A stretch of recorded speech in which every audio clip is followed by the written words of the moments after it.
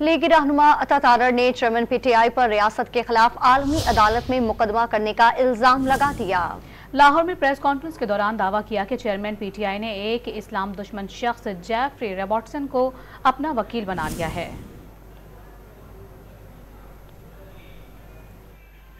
आलमी अदालतों में रिप्रेजेंटेशन के लिए